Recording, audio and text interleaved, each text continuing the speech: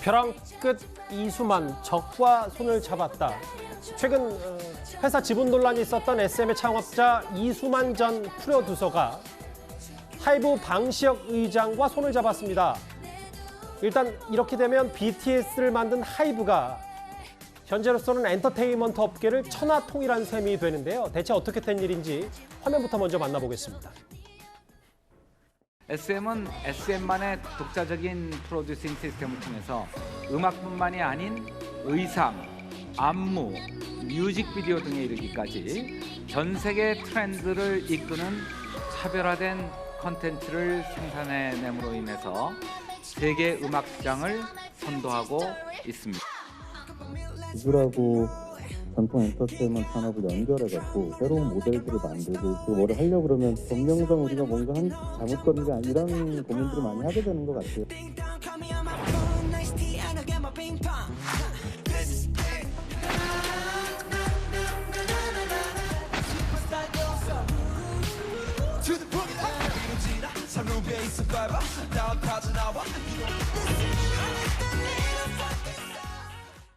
일단 현재로서는 저 대단한 그룹들이 다 한 소속사가 된다는 얘기인데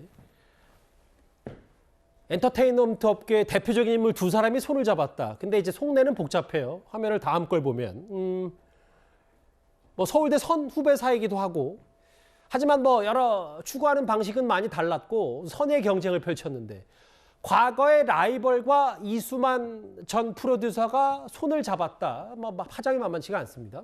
예, 지금 그동안 SM과 하이브가 경쟁 관계였고 사실 하이브가 그전부터 SM의 지분을 인수할 빛을 엿보이기도 했었거든요. 하지만 이수만 PD가 하이브 측에 본인의 지분을 안 넘겨서 그게 이루어지지 않았는데 이번에 전격적으로 이수만 PD가 본인의 지분 중에서 14.8%를 하이브 측에 넘기기로 했다고 하는 거예요. 이렇게 되면 하이브가 SM의 일대 주주가 되는 거거든요.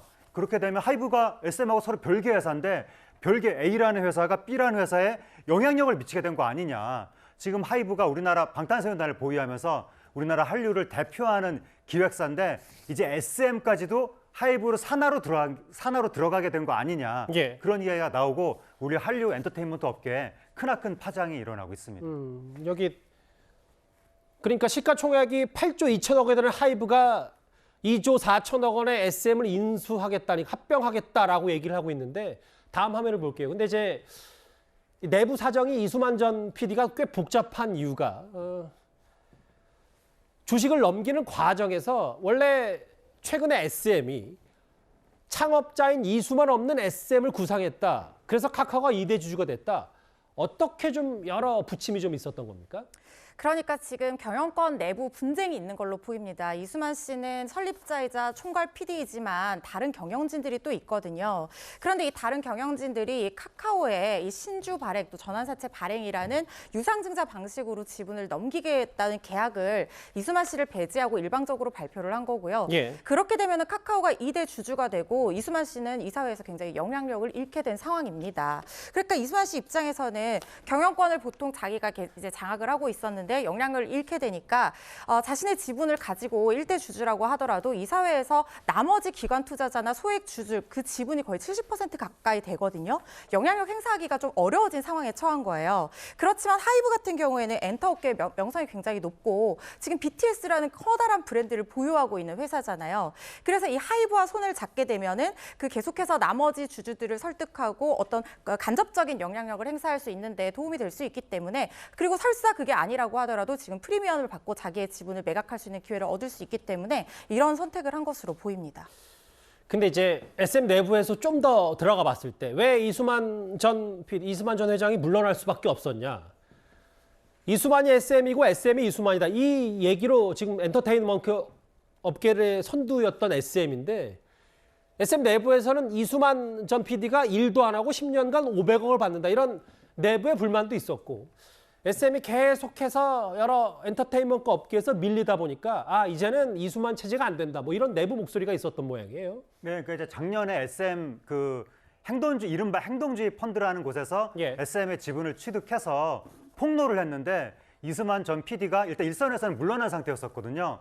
그런데도 불구하고 이른바 황제 개혁을 통해서 말씀하신 것처럼 아무런 일도 하지 않고 뭐 음원 수익의 6%, 매니지먼트 수익의 3% 이런 식으로 10년간 500억을 가져가는 구조다. 이런 폭로가 나오면서 이수만 PD에 대한 여론이 굉장히 안 좋아졌고 예. 그리고 SM 엔터테인먼트가 과거에는 우리나라 한류 엔터테인먼트 업계의 원톱이었었거든요. 근데 최근에는 4대 회사 중에 하나로 조금 위상이 내려간 측면이 있는 거예요. 맞아요. 그러다 보니까 이수만 PD의 음악적 역량이 이제는 좀 그동안은 공을 많이 세웠지만 이제는 SM도 개혁을 해야 되는 것이 아니냐. 이러한 여론이 힘을 얻으면서 SM의 현 경영진이 이수만 PD의 퇴진을 발표를 해버린 거예요.